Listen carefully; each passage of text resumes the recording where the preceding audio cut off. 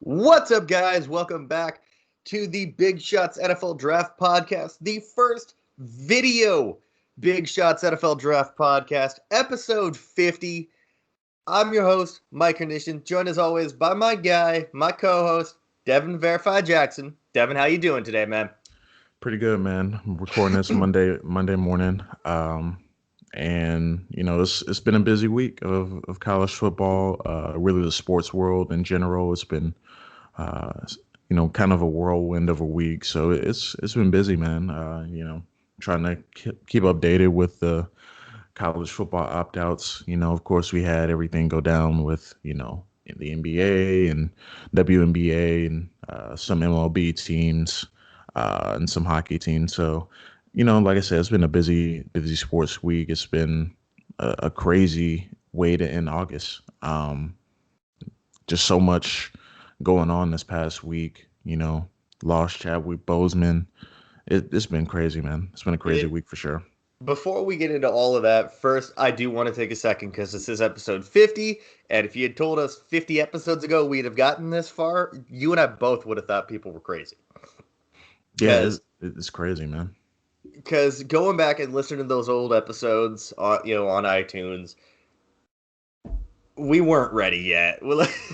We weren't ready to have a podcast. We were given one. We were just kind of rolling with it. And here we are, and it's almost a year later. We've done 50 episodes. We've had some great guests on. I did a whole thread on this on Twitter. But we've had great guests on. We've had a lot of people that have helped us, even though we've had podcast hosts that haven't come on give us tips as to moving our recording to Skype instead of trying to do it on Clean Feed, because Clean Feed was terrible and provided the worst audio imaginable for us.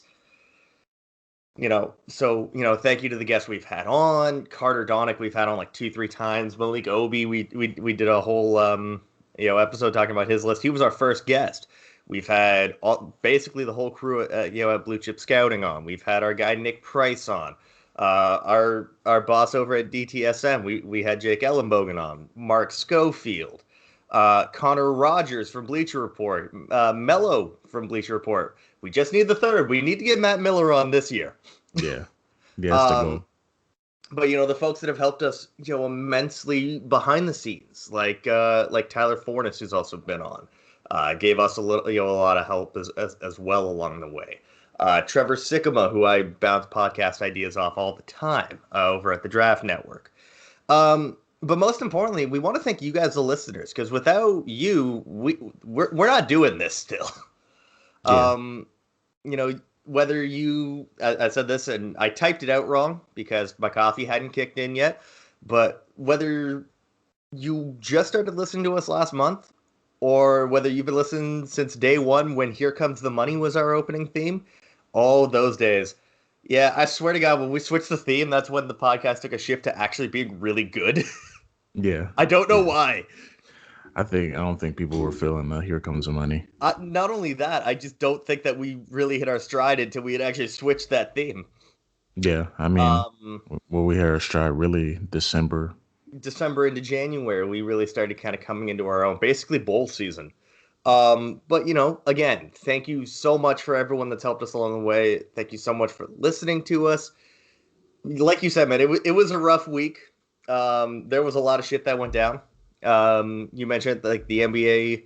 I don't want to call it a walkout, or it wasn't even a boycott. They just, we're not playing today out of protest, and that's fine. They absolutely. You and I have had this discussion before, Yeah. and I mean now there's video proof of it that, we can have these discussions. It's very awkward when it's two white guys having this conversation about race relationships. Maybe that's just my opinion. But I've always found it a little bit more awkward when it's white guys talking about how America can have this discussion. We can have this discussion because, well, as you can see, I am very white. Yeah. Devin, you're not quite as white as me. Yeah. Some would say you're actually not white. Yeah. It's it's definitely an important conversation to have. And I do want to give a shout out to the guys from Stick to Football. Mello and those guys, yeah, they spend about 10-15 minutes on the opening kind of explaining, and I think it's important, for Like you said, obviously it might be a little awkward, but the fact that they, took the time to say that and understand what the movement is about, understand why the players walked out, understand, you know, what's being done in the country and what needs to change.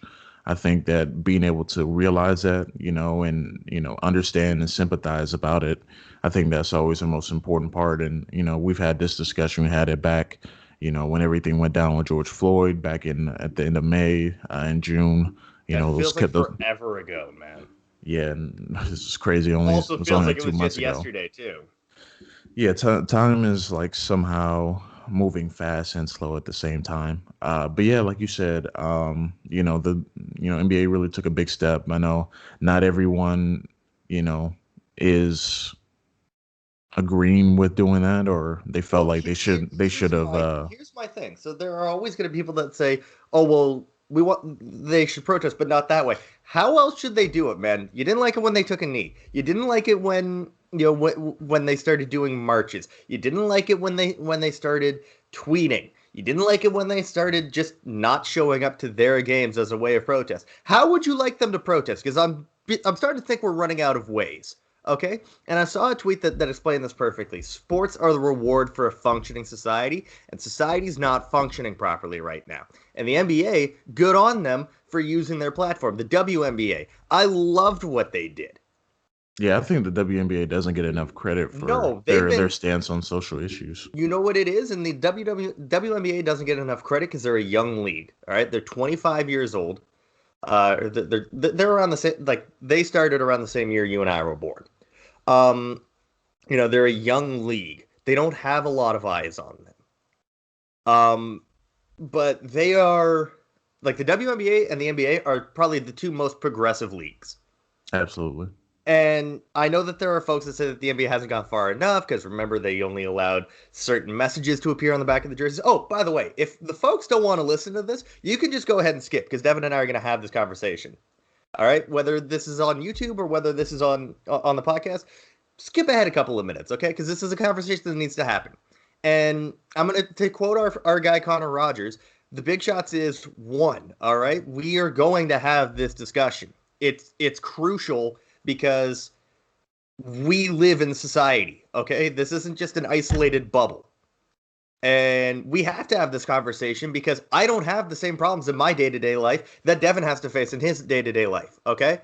So if you don't like that, either you can skip ahead or you can stop listening. I don't care either way. I don't mean to sound rude, but I really don't.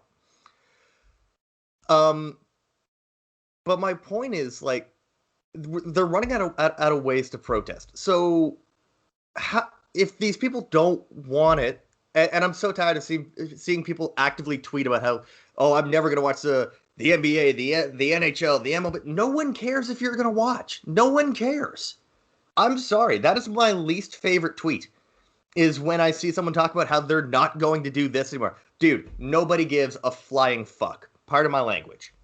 But it's frustrating to me because I don't see how this is even a discussion, how this is a debatable topic for people that you and me should be seen as equal because we should be. All right? If you want to look at the two of us, I mean, even if you just compare you and me, we're both 24, 24 going on 25, both university educated, both, with university degrees. You've managed to luck out and get a job in your field right away. I have not. But there are some people that would say that still, for whatever reason, think that I'm above you. Dude, I'm a fucking barista at Starbucks. You work in the local news. I think you might have a bit of an edge on me. Yeah. Yeah, I mean, just kind of to address everything, like you said, people that tweet, you know, I'm not watching anymore. I think that's exactly It's why. ignorance. Yeah, I mean, that's exactly why we had the protest because you can shut off those messages. You can shut off what's happening because it's not happening to you. It's not directly affecting you. So it's easy to shut those things off and ignore them when they don't directly affect your life. But, listen, I mean, I kind of want to address a few things. Like if you, you know, want to say, okay, you don't want to watch anymore, that's fine. Just remove yourself, but don't act ignorant to the fact that there's something going on in this country. Mm-hmm. Because when people are protesting, like people protested and to protest to reopen states, and we didn't complain about that. We didn't tell them that, oh, find another way to protest. Mm-hmm. When the conference shut down, like Pac-12 and Big Ten, they got people, fans protesting that. They're outside of the school protesting, holding signs, chanting. But that's not a problem. But when Black Lives Matter movements are in the streets or they're blocking your way, it's a huge problem. So it's a bunch of hypocrisy going on right now. It's fine when you can protest for your cause, but when Black Lives Matter protesting police brutality and the killing of unarmed black men and women, it's a problem. Yeah. So to me, it's like you can't pick and choose what you're supporting and what you don't support. You got to be consistent with either you're going to support all protests or you're not. But Yeah. either way, it's going to happen whether you like it or not. And like that was the tip of everything this week. That just set like the whole world, you know, in shambles. And of course there was like you mentioned earlier, the sudden passing of Chadwick Boseman. And I mean, I'm gonna say I know he's one of your favorite movies. I didn't watch it for the first time until this week, and I get it. I get it. I get why it was so loved, because there was a lot more than like, because I'm not a superhero guy, but there was a lot more to that movie than just being a superhero. It touches on a lot of race issues too, which Yeah. I was not expecting.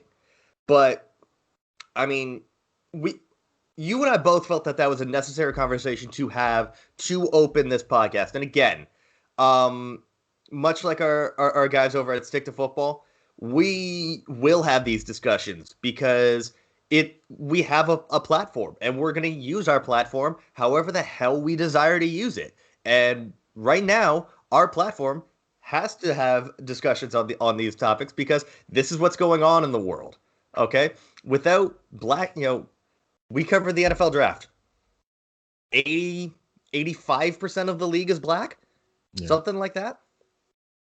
Without black athletes, there's no NFL. There's no podcast for us to cover. How can we talk about these black athletes and not have a discussion about them being treated as equals in the eyes of society? Yeah. I Yeah. don't Let me get it. let me interject. Go for it. So I have a former high school teammate. His name is Chandler. He plays for Auburn as a linebacker. Just yesterday, he was in a car, with his girlfriend, and he got stopped for no reason. The cops stopped him, said he was speeding, but he wasn't. And then, you know, they were trying to provoke him. They said that they smelled like a hint of weed, like a faint smell of weed. And, they tried to, say, oh, you might have weed, et cetera, et cetera. And, they kind of were laughing about it and things like that. And he was just trying to, keep his cool, man, because he has a girlfriend who, and, happens to be pregnant also. So, he was just trying to stay calm in that situation. And they didn't give him a ticket. They didn't tell him what they pulled him over for. They said he was speeding, but he wasn't, and it just a small minor case of, you know, being unfairly policed. Hmm. There was no reason for him to be stopped. I mean, I've dealt with that. My family has dealt with that, being stopped, but really no reason to be stopped. One time my mom got stopped because they thought, the license plates, the registration was off or whatever, but she had clearly gotten her registration. So they just made up some excuse to explain why they And stopped her. and and it's bullshit, man. Like it's complete bullshit. And I know that there are some up here in Canada that think, oh well, it's not like that. Sure enough, all right, we have a three-party system as opposed to the Americans two-party. Our equivalent of the Republican Party has always been maybe slightly to the left, of the Republican Party, like normally. I'm completely not acknowledging the person you have in your White House right now.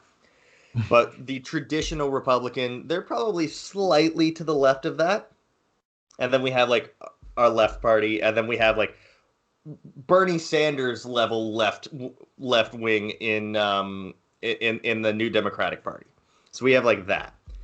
Well, that conservative party just elected, just appointed their new leader, and he's Trump. He's Diet Trump. All right, he's running on a campaign slogan of "Bring Canada Back." Oh God. Yeah, it's the same bullshit. It's the same bullshit. So you know what? We've seen what happened in the States. We've seen what happened in England.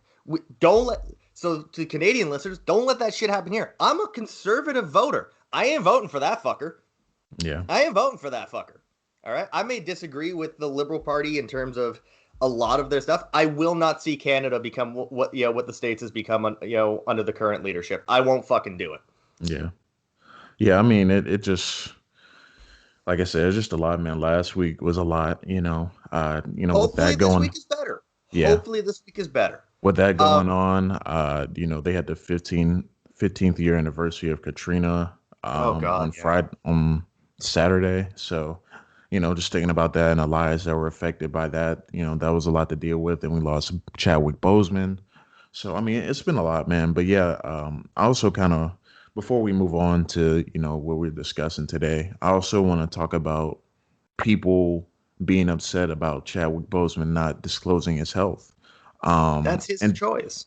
yeah, I just don't understand. Like, this man had stage 4 cancer and he doesn't have to share that with the public. And I feel like we as a society feel so entitled because we know so much about everybody. We know so much about our favorite players. We know so much about our favorite athletes, actors, celebrities that, TMZ is always putting out people's business, all these blog type websites that have gotten kind of famous off of profiting off of, celebrities, news and whatnot. But I thought it was just beautiful that he was able to go out on his own terms. We didn't have a TMZ reporting Kobe dying. We didn't have,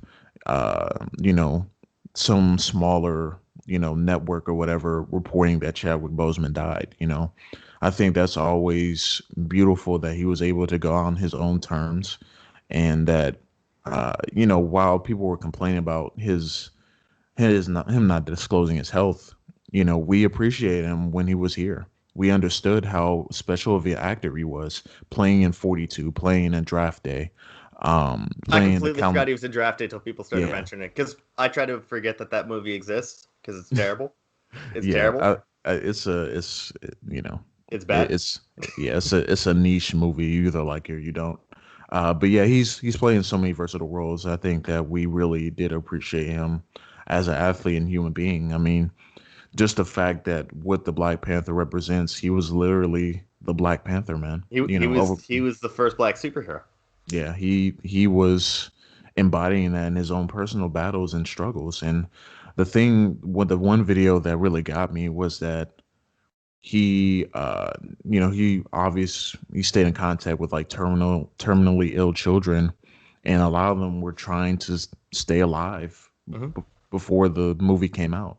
And that just, broke him because he was dealing with it at that time too. So, Yeah. you know, rest in peace, Chadwick Boseman and everyone we lost this year. But we got to finish out 2020 strong, man.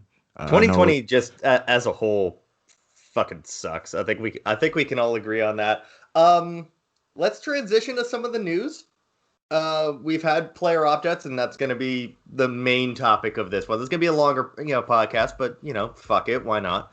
Um, I don't. Since we started recording, Devin, the Jacksonville Jaguars have released Leonard Fournette.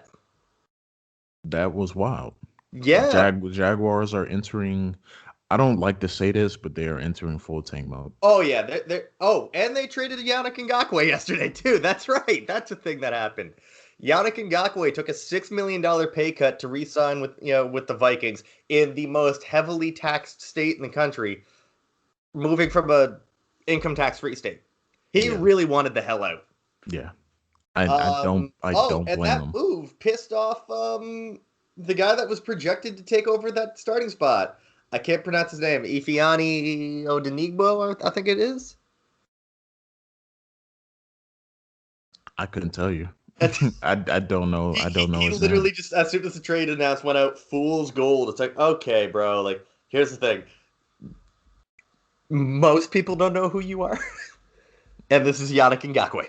There's Yeah, a bit of a difference. they Um, lost. They lost Everson Griffin and got oh yeah, Ngakwe he went to instead. the Cowboys. This all happened in a week. This has all happened since we last talked. Wild. Yeah, I know. It's amazing what weekly podcast recordings will what will happen in the span of an entire week.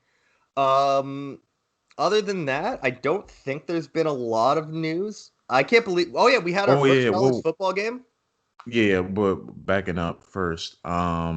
So we had some injuries too. All of the injuries. Yeah. So many injuries. I saw a tweet yesterday that went on about how, well, for a condensed, training camp and no preseason, we sure are seeing a lot of injuries. Did you expect it to be the opposite? Like, I don't. That's the one I don't get. Like, they haven't had a lot of time. They didn't have mini camps or OTAs this year because of COVID. So they're trying to Mhm. fit all of this into a shortened period of time. There are going to be more injuries because players are trying to get back into football shape and their body can't quite handle that. So Exactly. I'm not surprised there's a lot of injuries. But yeah, Grant Delpit went down for the year. Um, Earl Thomas was cut Yeah. Yeah. So much going on, man. in Like I a said, week. just insanity. Yeah, there's been so much that happened since we last talked. Again, like handful of injuries to like key players, key rookies are getting hurt. Um, yeah, the NFL is back in, I believe, 2 weeks. Yep. Well, actually, less than that. It's like a week and a half. Week and a It's half like a because Thursday night. um, and then we've got college football. It's back. I did not watch the game between Central Arkansas and Austin P. Um, for obvious reasons. I had one. I think I was working when that game was on, and two, well, it's Central Arkansas and Austin P. I'll wait. I'll wait for prospects. Uh, Yeah, I mean they do have that one corner, Central uh, Arkansas. yeah, yeah, yeah. Robert Robert Roadshow. Show. Yeah. Yeah. I saw that he got burnt a couple of times, so that's never good. He's gonna have a blast up against North Dakota State. It looks like. Oh, he got my guy at UAB next week, Austin Ooh, Watkins. Walker Watkins. Yes, Yeah. sir. Um, but yeah, that's kind of a abridged. Holy crap! So much has happened in the last week. Yeah. Review the Also, I news. one more thing Go for it. before we move on. Tyler Browning. Oh yes. Do you want to talk about this? Because I can't find the words still. Yeah. I'm not going to disclose, everything that kind of happened, but Tyler Browning was gone for a bit, um, and it sent shockwaves, across our group at Blue Chip Scouting. But he's been making progress, man, and he finally was able to tweet the other day. That was, like I tweeted out, it was really nice to hear from him and to know that he's back and kind of back in the realm of everything that's going on. He has a lot to catch up on. He missed about a month of news, but glad to have him back in the fold, and you know, hopefully we will have him on the pod in the next month or two, and you know, chat up about the Cowboys, because he loves his Cowboys. But yeah, we're glad to have you back, Tyler. We love Glad it, to Ted. have you back in the fold. Yeah, that was one of the best things that's happened in 2020 for me was to see that he's back, he's doing better. Um, yeah, that whole situation this year with him the last like month or so, it had you and I both really really worked up. It had both of us really. I was scared, man. I was scared. Yeah, But but he again, pulled through, man. he He's pulled good. through. He's good. He's doing good. We love you, Ty. We're gonna have you on soon. Um, but yeah, so transition from that, we have now seen a whole lot of opt outs for the NFL draft at this point. we're literally just going to go through all of them to this point. Devin and I I believe we've watched all of these guys. I know I have. I don't know about you. I've watched like pretty much all of them. I don't think I watched Twyman, but pretty much everyone else I All right. watched. So let's start from the early ones. I know. We talked about Caleb Farley, Rashad Yep. Bateman, and Micah Parsons. I mean, I have a first round on all of them. Let me just double check my. I know I have. Yeah, Rashad Bateman's at 17. That's a first round grade. He's the lowest of those three. Micah Parsons is at 3. Caleb Farley's at 8. We're talking about first round players. They had nothing left to prove. No. Greg Rousseau, you and I have talked about this. We would have loved to see him have an extra year, but here's the thing, and I was thinking about this. Let's say he tried to come out after another year this year. Teams are obviously going to be more focused on Rizzo. Would you rather go out after a 1 year of 15 and a half sacks when no one saw that coming? Get your, when you're 6'7", 265 and get drafted top 10? I mean, hell, we saw Marcus Davenport with that same raw ability, but nowhere near the production. Get drafted, Exactly. what, 15th? Yeah, I think it was 15th, like in the 16th? 20s or something like that. Yeah. But Like yeah, in around the top half of the draft. And Greg Rousseau has the production and the traits and the size. Like that, now we're moving into top 10. If he had a year where he did Marcus Davenport level numbers when he definitely Davenport had was to at come back. UTSA, he would have still been a first rounder, but he wouldn't have been as talked about. So I get it from both sides. I would have loved to see another year just to prove that it wasn't a fluke. But he's playing his best cards, which is to go now. Yeah, I mean your stock is only going to be as high as your best season. I mean, it's even questionable for Trey Lance to suit up for his one game, simply because the mystique and kind of basically his one season body of work. I mean, we're seeing that being able to really catapult a prospect. We saw that with Joe Burrow last year. Well, he had 2 seasons of work, but one season of, extremely high level play. Same with Mitch Trubisky, one season of extremely high level play, and for, I don't think it matters as much for edge rushers, if that makes sense. Like, obviously you want them to be developed and well rounded, but when you're dealing with someone like Gregory Rousseau, who has shown some ability, it's pretty raw. Teams love edge rushers. They're going to take a raw rusher with the traits and size all day. They're going to take him. They're going to take him, Kwity Paye, Jason Oweh. They're going to take those three based on their physical abilities alone. Like, they can be as raw as ever, but teams are going to take chances on that. Yeah, for sure, man. Um, I think that he's kind of like an obvious like. I know you're a little bit lower on him than most. Yeah, I think you still have him in the first though, right? yeah, I do. Yeah, I think he's like mid to late first round in my. yeah. Rondale Moore is an interesting one because again, he only played in 3 games last year, 3 or 4 games, um, and then got hurt. Really, we've never really talked about Rondale Moore on this podcast because he got hurt like the week after we started it. Yeah, we were so excited about him, and and then then and then then like 2 drives in, he went down, and then Sindelar went down too. Sindelar went down on the same play. Yeah, it was I awful. remember that. But yeah, like we're talking about a dude that has 4.3 speed and is also built like a brick shithouse at 5'9", 180, squats 600 pounds. That shouldn't be normal.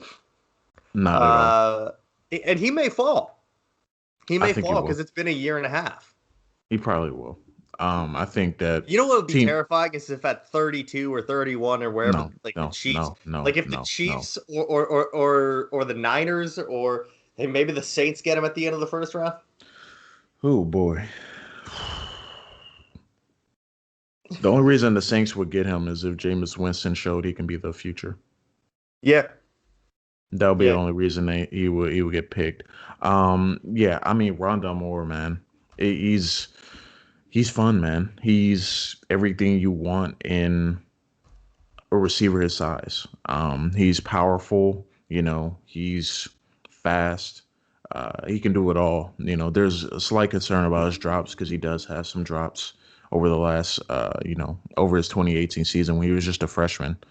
When he really had limited action. He played well against Nevada, but that was about it. They struggled at the rest of their games. Um, so yeah, I mean, I think right now I have a late first on Rondell. I just think just based on, He's you my know, wide receiver too. yeah, just based on his body of work and kind of the injury layoff, it's kind of hard for receivers, to have a year off and still go first round. You really got to be a special type of talent, and he is. I just don't know how teams will view him and his size and potential limitations only playing in the slot. So Yeah, for sure. So, I mean, again, we're still talking for this is the one that's gonna split us, I think. You haven't really watched him, but there's a split consensus on it. Some people absolutely love Jalen Twyman. Hi, I'm one of those folks. And then some people don't. Like, I think the Matt Miller said he had him in like round two, round three. The Draft Network has him as their ninth overall player. The Draft yeah, Network agrees with me that he's better than Marvin Wilson. They have him ninth on their consensus board. They have Marvin Wilson at 17th. yeah. I still got to get to the ACC as a whole. I still got a lot of players I need to see in the ACC, but So, I'm slowly catching up. But so with Jalen Twyman, you are not getting the run defense prowess that you're getting from Marvin Wilson. This year at the top of the defensive line class is a lot like last year. You have the guy that's not as much of a pass rusher, but is a dominant interior defensive lineman against the run and just wreck shit, and that's Marvin Wilson. And then you have your guy that's not as good against the run, but is really good as a pass rusher, like Javon Kinlaw was, and that's Jalen Twyman. Now, again, say comparing Jalen Twyman to Javon Kinlaw is just wrong because they are built nothing alike. Jalen Twyman is 6'2", 285 pounds. Javon Kinlaw was 6'6", 310, and had like 3% body fat. That is one of the most terrifying human beings I've ever had the privilege to stand beside. Jalen Twyman made sorry, not Jalen Twyman. Javon Kinlaw made me look small. All right, and I'm 6'2", 225. Like, he dwarfed me. It is scary how big that human being is. But yeah, like Twyman, he was a killer on the inside as a pass rusher. The problem is that on rundowns, he can get run over quite a bit. yeah, I You just think gotta that's take the that. good, I think like, that's why people are low on him. but it's a Can passing league at the same time. Yeah, I mean, it really depends on your scheme and really how you are going to use this player. I mean, it sounds like, Twyman is definitely going to be in those second and third downs. I mean, I think he'll be a every down player. He's going to have to be better at stopping a run if he wants to play consistently. Um, like otherwise, you might see him kind of be a rotational guy, where they bring him in kind of specialty packages and whatnot. But just from the sounds of it, if he improves his run stopping ability and able to stay upright and not get bowled over or anything like that, I think he'll be just fine. Yeah, for sure. Um, Kerry Vincent, I'm just literally going in chronological order of when they declared. Kerry Vincent Jr. I was very excited about when he was getting ready to declare or sorry, getting ready to start the season. He was going to be moved to the outside. Yeah, he opted out, and I won't see him on the outside. Kind of played that like nickel slash safety. Was going to probably transition to playing more outside corner. I don't know what to do with Kerry Vincent. I legitimately have not seen enough of him to have an opinion. You're the Yeah. LSU guy. Um, I don't know, man. I think he's probably gonna stick that safety, kind of nickel type player. He might start off as a nickel in NFL. I think that probably is where he's best suited. I don't see him as a true safety. I think that he has some issues with being able to cover the whole field. Covering his full range. Really good tackler, very physical. I just think, like you said, his body of work is kind of limited. You know, and you wanted to see him kind of like Sean Wade. You wanted to see him be able to move to the outside or show some versatility, maybe guarding outside receivers. So for me, I think it's going to be interesting. I think his testing is really going to be the point of emphasis for him. I think his film is pretty good, but they play on a pretty good defense. So we really don't know what he could have been, on a, still pretty good defense, but not as talented, pretty inexperienced defense it would have been this year. Obviously lost Christian Fulton and Delpit, Patrick Queen, some other guys as well on the defensive line. So I think that, him not having this extra season, may hurt his stock a little bit. For sure, for sure. I have to go back and watch him specifically, but he did show up while I was watching LSU, but he just wasn't someone I was overly focused. LSU was a hard study last year because like everybody from that team's gone. Yeah. Warren Jackson from Colorado State. This is your guy. Yep. 6'6", 220. I don't see a lot of breakaway speed though. No, he doesn't. He had production, but he had production in the Mountain West. Yeah. Didn't really do much against Colorado. Yeah. I mean, I think that, he's at least the early part of his career, he's going to be a big body, red zone type receiver.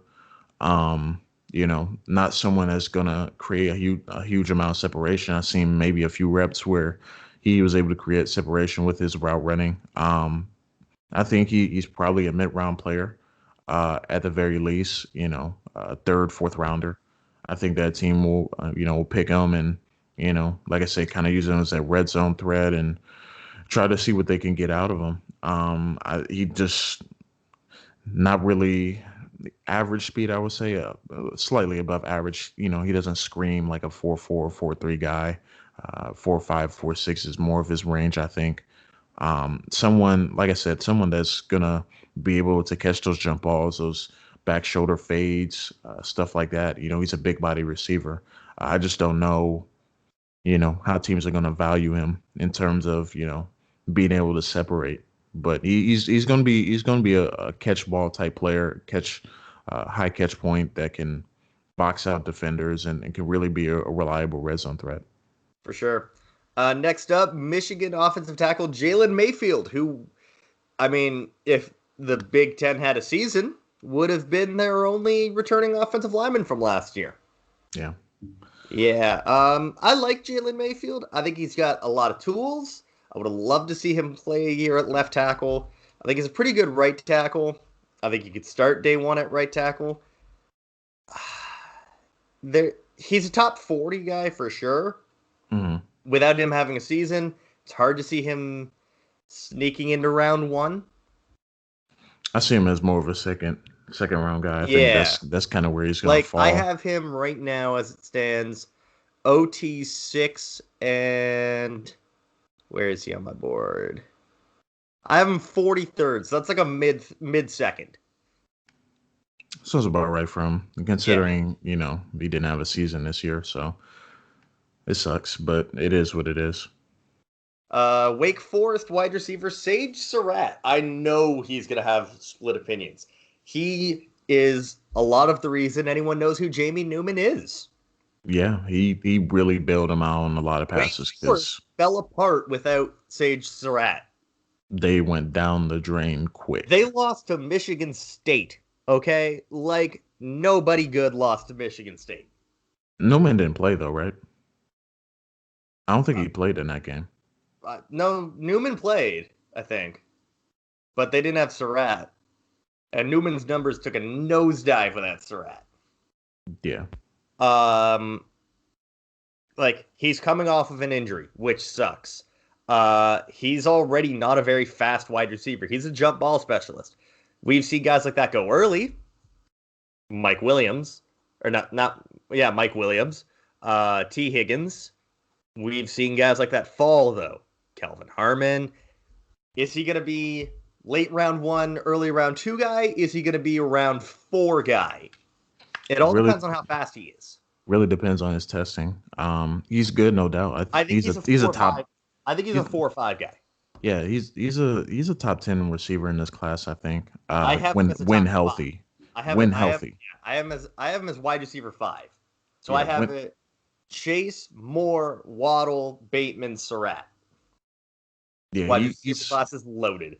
He's going to be in discussion to be one of the top receivers, but it's just about health and speed. What is he going to run? I think that's really going to determine whether a team wants to take him or not.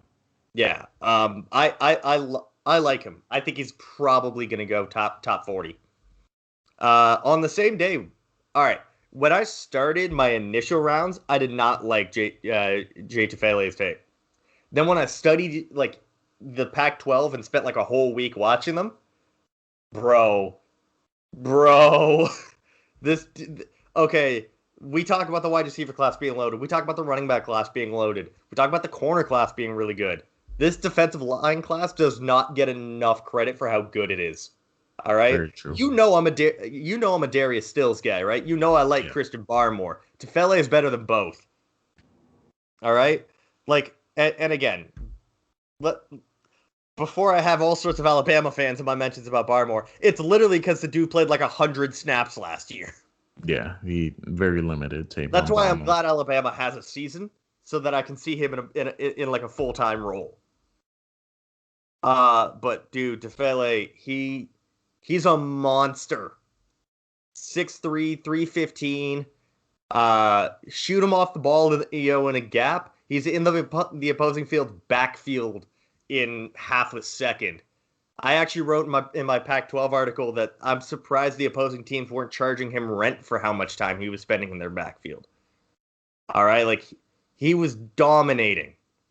Sure. If he refines it, like there are times where he gets, anxious right off the bat and he starts trying to do too much with his hands. It's like, all right, man, you don't got to play, a million miles a minute. You just got to like let it play out in front of you sometimes. Because when you start doing too much, you're going to get wiped out of the play. Yeah, I think, but if he refines that, we're talking about a dude that is like, translate that to a 16-game season in the NFL. We're talking about a guy that's getting like between 15 and 20 tackles for loss and probably a 10-sack season. That is extremely we're talking great production. We're talking a potential first rounder. Like right now, Tufele comes in at, where is he? I have him in here somewhere. 24th overall. I have him ahead of guys like Travis, different positions. I have him ahead overall of guys like Sage Surratt, who we just mentioned, Travis Etienne, Pat Fryermuth, Brevin Jordan, Creed Humphrey. I have him ahead of all those guys. I wouldn't say I'm too surprised. I mean, I would love to see Creed Humphrey versus Jay Tufele in a one-on-one. I just want to see that. Only if Tufele was a senior. I know, right? Yikes. I would have loved to see that. Because those two would have just kicked the shit out of each other. Unfortunately, playing in the Pac-12, he doesn't see too many good offensive linemen. All right, and now we're getting into some more recent guys. About a week or so ago, Ambry Thomas, the corner out of Michigan. Have you watched a lot of him? I don't really like him opting out. No, me neither. I saw like they're not the same player, but it reminds me of Josiah Scott. Like he made some plays, he was pretty good, but nothing spectacular. You know what I'm saying? Like he is going to be a mid to late round guy. There is no doubt about it in my mind. I don't see him as one of the premier corners in this class. I think there are other guys that are better. I think there's going to be other guys that declare that are better later after they have their season or whatever decision they make. So I think right now, 4th, 5th rounder maybe. But yeah. I just listen. I watched a lot of Michigan last year. He didn't pop out when I was watching them. So, he's got decent ball skills and he's a good tackler. But like, he's not great in coverage. Yeah, that'll get you on special teams. Right off the bat, we're talking about a guy that's like a day 3 guy. Listen, Michigan. Now I get it. He didn't have a season. He didn't have a season, so I understand why he declared. But if the NCAA is sticking to their word and that even if you play this year, you still maintain a year of eligibility, I would have loved to see him go back for another year. I would have loved waited because if the Big Ten starts in November, that would have been perfect time for him to come back. Yep. Get a full season, get more tape, possibly go to the Senior Bowl. It would been great for him. But sometimes opt outs work, sometimes they don't. I just don't see it with him. I seen people talk a little bit about him, maybe second, third rounder. I don't see it. Really, no Michigan secondary player in the last couple years really stood out to me. I mean, it Josh Metellus wasn't great. I think he went like sixth or seventh round. What's his name? That corner. Lavert Hill. Yeah, he went sixth or seventh round. I mean, they don't have great secondary play, man. Nope. They got the front seven now. That's a different story, but secondary play, no. Rashawn Slater of Northwestern. We have collectively shit on Northwestern on this podcast. We will not do that to Slater. We will not do that to Rashawn Slater. Now, here's the thing. His best game came against Chase Young. Not a lot of people can say that. Tremendous upside just based off of that one game. Now, I tell people that whenever they watch that game, because that is teaching tape. Yeah. Like, that is better than any tape of a player not named Penei Sewell. All right? I agree. If you look at all of the offensive tackles in this class, their best game is not as good as that. Other than Penei Sewell, who he would have looked at that and been like, yeah, that's a Tuesday for me. Like, Penei Sewell is just amazing. You were talking about a very intelligent player, obviously being at Northwestern. He's already graduated, started 37 games, and shut down Chase Young. Senior Bowl. He's eligible, that's right. Here's the thing. 6'4". Northwestern listed him at 295. So 285. With a year to ready his body, we're talking maybe 305. 6'4". You look at the tackles in the league that are 6'4". Jason Peters is 340. Isaiah Wynn is 325. If you're going to be small in height, you got to be bigger in size. So you're saying guard, maybe? I have an interesting comparison for Rashawn Slater. Cody Whitehair. Played tackle at Kansas State. Everybody knew as soon as he was drafted, he was going to be kicked into either left guard or center. You could say the same thing for Zach Martin, although I will never compare someone to Zach Martin because Zach Martin is the best guard in the NFL. But Zach Martin was a college tackle. Was kicked inside immediately because shorter arms, shorter stature. Rashawn Slater does not have overly long arms. We're immediately talking inside. I think his best position may actually be center. And I'll tell you, he's a projection for that because you're obviously having him learn a completely new position. Now, unfortunately for him this year, the center class also has Creed Humphrey, Tyler Linderbaum. Like, we've got good centers in this class, too. So he may be the third center taken, but he also may be like the eighth offensive tackle taken.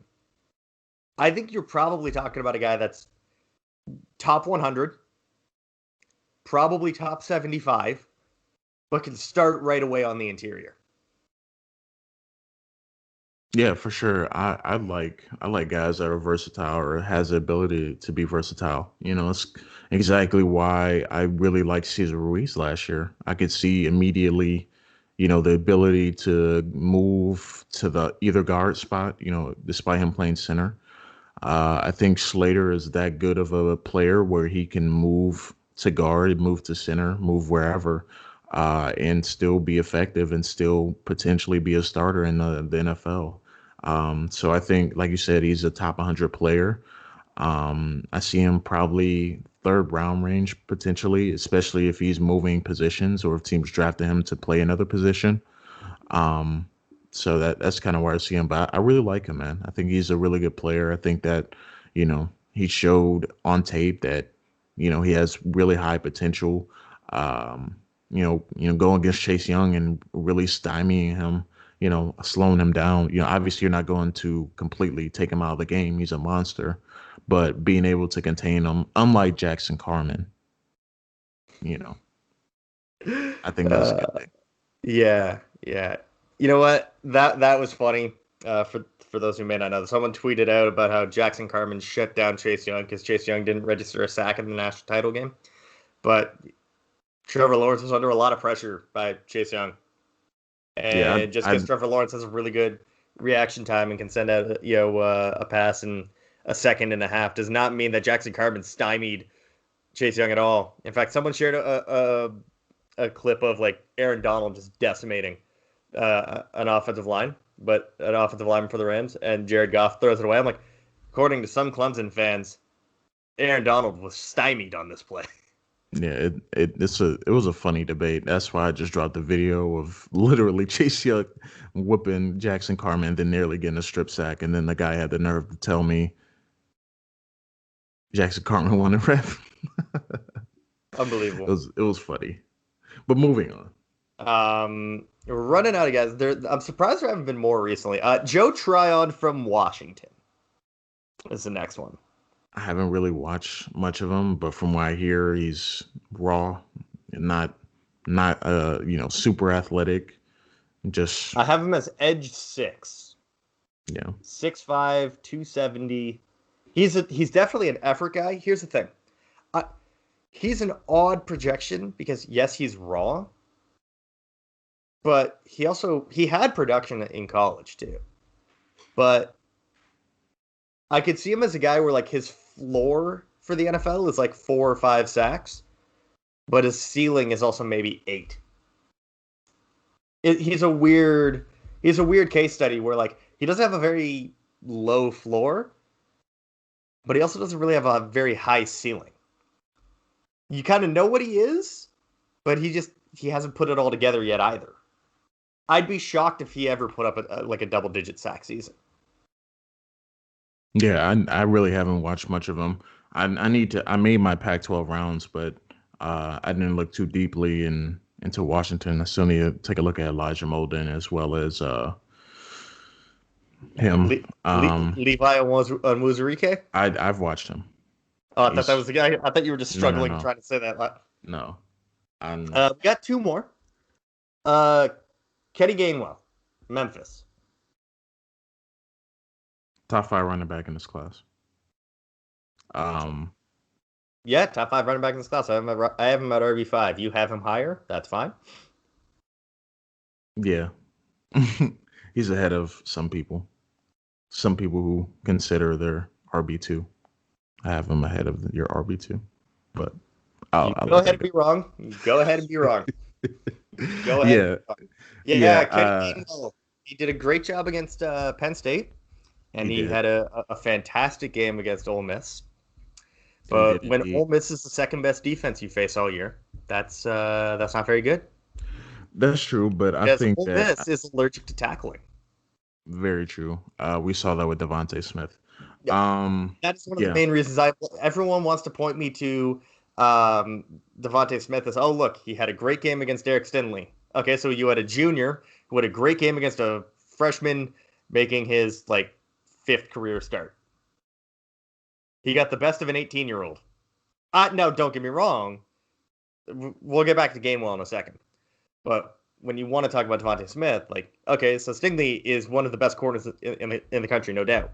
At the same time, 18-year-olds are prone to have a bad game from time to time, and he just so happened to do it against Alabama. A lot of players have their worst game against Alabama.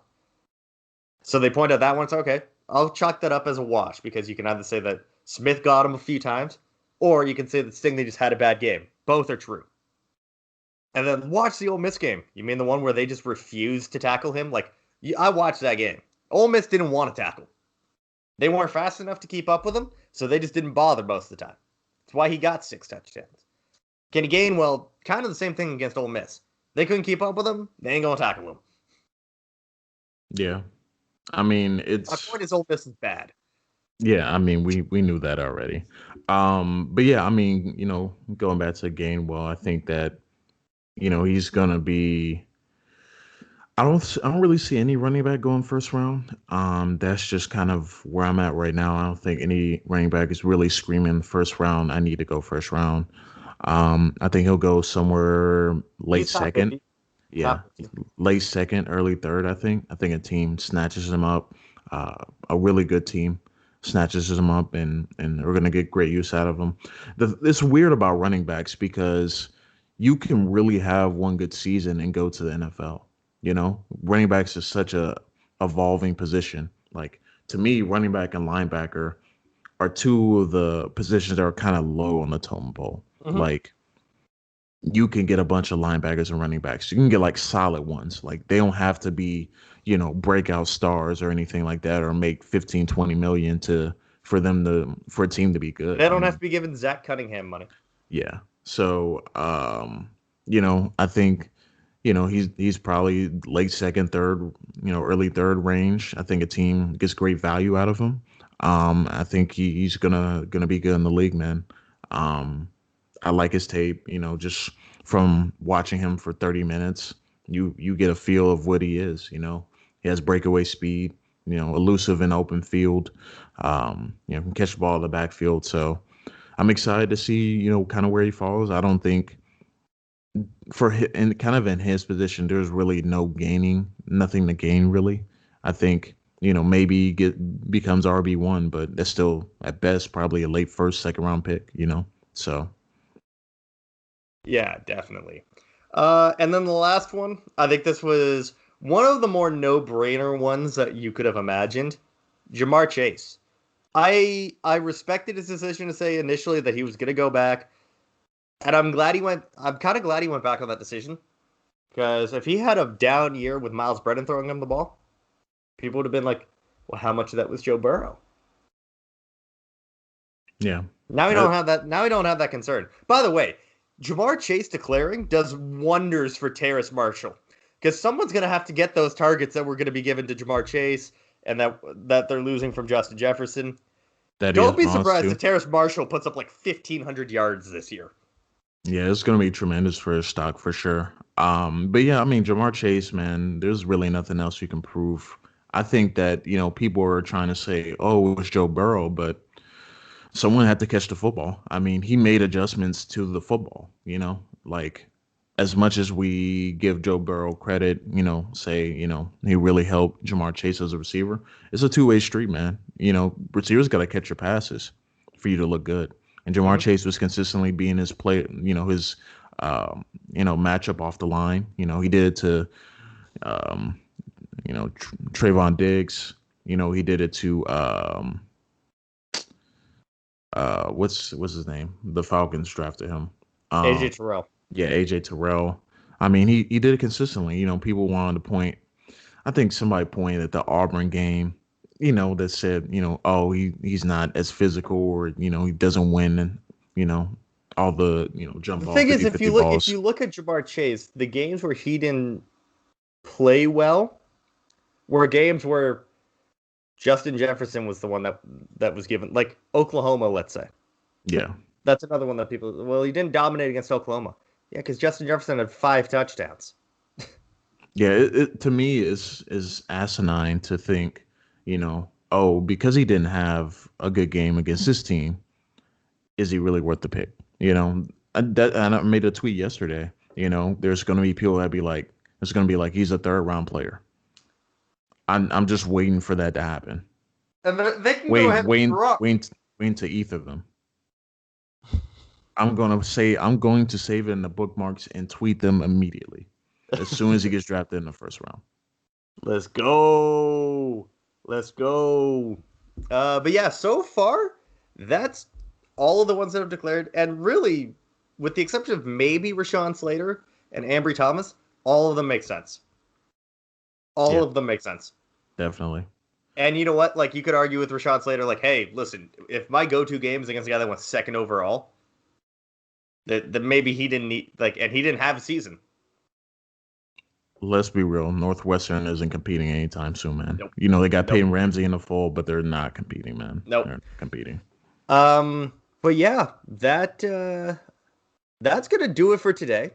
As Wait, always. Oh no, we got more? yeah, let's talk about. We can just quickly go over, but Yeah. we got the games this weekend. Oh yeah, we do have games. That's right. I forgot. Here's the thing. I keep forgetting we're in late August. By the time this comes out, it's September. Hang on. Let me pull up this week's games because I think we gonna do what we did last year, which is we going through game by game, or the main games, and we'll pick. And then loser owes the other one a Popeye sandwich, okay? Sounds good. All right. So hang on, let me pull up college football week 1. I legitimately forgot that we are that close. So, what do we got this weekend? See, Google shows all the ones that have been postponed too. So, I got you. boy, Hold there are on. a lot of. Hang on, Yeah. I hold on. I got you. I got you. you So got me? yeah, Okay, because yeah. I'm struggling with this. All right. So we got Central Arkansas is going to be back in action Thursday against UAB. I'm taking Um, UAB in that one. They got some good players on that team. yeah. I've been working on a group of 5 article, and UAB's got some of those. UAB has like half the Conference USA players. Austin Watkins go. Yes, sir. I got an article coming out on him Thursday, so right before the game, go make sure to check that out. But basically breaking him down as a player. But yeah, I got UAB as well. I think they're riding high from another good season last year, and I think that they are going to be Central Arkansas by at least 14, 20 points. South Alabama versus Southern Miss. I know nothing about either team, so I'm going South Alabama. I did not see anything from South Alabama, and I actually don't. I think is South Alabama Conference USA, or are they Sun Belt? I think there's. I think there's some belt. I don't know. Hang on. Uh, South Alabama Conference. Yeah, there's Sun Belt. Okay. Um. Yeah, Southern Miss is Conference USA. No, I know that they have a good quarterback. Jack Abraham. And when I say good quarterback by Conference USA standards, he's Yeah. draftable. I'm gonna go with Southern Miss. Marshall's gonna stomp Eastern Kentucky because Marshall's good. They got a good Yeah, run. Marshall. Yeah, they got a good quarterback. They got a thumping running back in Brandon Knox. Mid Tennessee at Army. I'm going Mid Tennessee. They got a good right tackle in Robert Jones that's gotten some Senior Bowl love. They got Reed Blankenship in the secondary. Yeah, I got Mid Tennessee as well. SMU versus Texas State. SMU gonna stomp SMU. them boys. Oh yeah, Shane Buechele. Reggie Roberson. Yeah, I'm Kirk. I'm thinking about doing a Shane Buechele breakdown. See what he can do in 2020. I might work on that later in this week. Try to have it out before Saturday. But yeah, I got SMU, man. They're probably gonna win by at least 20, 25 North points. Texas versus Houston Baptist. I'm gonna go North Texas. I'm gonna go North Texas too because I didn't know I Houston Baptist University was a thing. Arkansas State at Memphis. This got a little bit more interesting with Kenneth Gainwell out of the fold, but Memphis is still going to win. Memphis too good. Arkansas Too much Arkansas State on does food. have a pretty good quarterback, Lane Hatcher, that we'll have to keep an eye out on. But I think Memphis takes this one. UTEP versus Stephen F. Austin. I'm gonna go Stephen F. Austin because UTEP is dreadful. Yeah. I'm gonna do the same. And then this one's this one's gonna be good. BYU at Navy. That's gonna be a good one. I got BYU though. Zach Wilson, Oh yeah. Dante Collinelli. That's his guy. I'm gonna Gonna go go. BYU as well. Uh, dude, they got J Tufele light at defensive tackle in Kyrie's Tonga. But yeah, that's week 1 of the college season. We will obviously next week be reviewing those games, and previewing the next slate. And we won't go through every game. We'll go through the main ones. We'll pick out a certain number of games. That's where it was kind of easier when we were covering the Big Ten. We knew exactly what we were covering. Yeah. That's going to do it for today, guys. As always, when it comes to the podcast on iTunes or Spotify, subscribe, give us a review, helps us get known. Get the name of the brand out there a little bit more. Follow me on Twitter, Mike_H_draft. Follow Devin on Twitter, RealD_Jackson. You can find him because he's got the little blue check mark because he's verified. That's why we call him the verified. Follow the show on Twitter, Big Shots Pod. Follow Blue Chip Scouting on Twitter at Blue Chip Scout. I am currently working on about 3 different articles right now. Right now, I am working on a mock draft that will be released before week 1 of the NFL season. I am working on a Power 5 best prospects and not Power 5, a group of 5 best prospects article. I am not doing a full deep dive on a Sunbelt article. That seems like a waste of time. I'm also working on an article for Downtown Sports Network where I'm going to be talking about players that coaches that I expect to take a leap to a bigger job. So whether that be group of 5 guys, lower tier, Power 5 head coaches or Power 5 coordinators that I expect to take a bigger job within, rather than doing a hot seat article, because during a pandemic it doesn't seem like it's in very good taste to do that. Devin, you got anything you're working on? Yeah, like I said, I finished up a Austin Watkins breakdown piece that will be released on Thursday for Blue Chip Scouting. I'm gonna work on a Shane Buechele breakdown as well, and talk about what can he bring in 2020, and what can he do to raise his draft stock, and take the next step as a prospect. I'm probably gonna have that out probably about Friday. Today, actually, I released the article on Downtown Sports Network about Sheldon Rankins. He's been injured last couple seasons. Rutgers left Achilles in 2018, hurt his right Achilles in 2019. Just basically, you know, if he's in the fold, is the Saints pass rush going to be lethal? And I think it will be, if he's healthy. And from all accounts, sounds like he is healthy. So that's available now on Downtown Sports Network under Downtown Saints. So check that one out. Yeah, man. You know, just continue to build content. If also you're interested in XFL, go check out XFL Press. I'm doing some work for them as well. Keeping up with former XFL players that are signing in NFL. So check it out.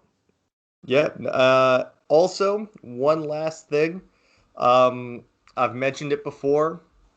We are doing, I am putting together a Madden 20 draft class, Madden 21 draft class. I know that Madden has gotten a lot of flack because the gameplay is not what people wanted, the franchise mode isn't what people wanted. I am not going to comment on that. I legitimately have not played an actual proper game. I've literally just been working on players. So I'll take the last couple of minutes we got to quickly touch on that. It will be custom made players. What I mean by that is Trevor Lawrence, Penei Sewell, Jamar Chase. These players will not be in this draft class, and there's different reasons for that. One, I want to avoid any form of bias. So if I'm lower on a player than, let's say, the consensus is, I don't want that to seep into Madden where Walker Little, let's say. A lot of people think that Walker Little is a first or a second round player. I have him as a 6th round player because I think he's dreadful. And that's me being nice by saying he's a 6th round player. I do not see it whatsoever with him. I don't want to get people thinking I'm biased against a certain team. By also doing it as a custom class with fictional players. These players are based off of real players, both NFL and college, already drafted in college, draft eligible this year, draft eligible next year. They're based off of players like that without being the same. Different names, different jersey numbers, different schools. But when players, making a draft class in August and September for what may happen in April is hard because players get hurt. Players decide not to declare for the draft. So let's say I put Terrace Marshall in this class. He's not eligible he's eligible for the draft, but he could also decide to return for his senior year. And if you've already gone through that year and you've drafted him, it throws everything off. So that's why I prefer to do fictional. But just because it's fictional doesn't mean that it's not realistic. because I've been talking with our friend Andre Weingarten, ratings expert at Madden, about realistically what should first round players be getting, what should second round players be getting, so that the ratings are. I may disagree with the way that Madden's ratings are, so maybe first round players are slightly higher than what you'd expect. So let's say a first round player like Joe Burrow was a 75 overall, but maybe my top quarterback is slightly better than they would rate Joe Burrow, but you're not going to have players that are first round players and 83 overall. But you're also not going to find guys that are like 75 overall in the seventh. It's going to be kind of realistic to how the actual NFL draft would unfold. And I've introduced tendencies this year, which means that schools that are more known for a certain style of player at a position, I'm going to incorporate that. LSU is going to be more known for a kind of more of a bruiser type running back or a speed rusher than they are for a mobile, scrambling, undersized quarterback. So I've incorporated all of that to try to bring as accurate as of a fictional class as I possibly can. I don't know when it's going to be done because I'm doing this whenever I have a few minutes here and there, because thankfully creating players in Madden is a lot faster than creating players in, say, NBA 2K, because there's a lot less completely meaningless stuff that has to go into it, unlike with NBA 2K where you can spend a lot of time on stuff that does not matter. But yeah, when that's ready, and I will be tweeting out updates from Twitter, I will let you know. And this is our way of giving back to you guys for reading our articles, for supporting the podcast.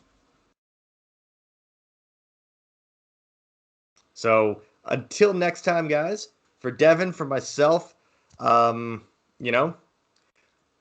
you guys think about the first live podcast? What can we do to improve the video quality of this? Because we were used to doing this as an audio podcast.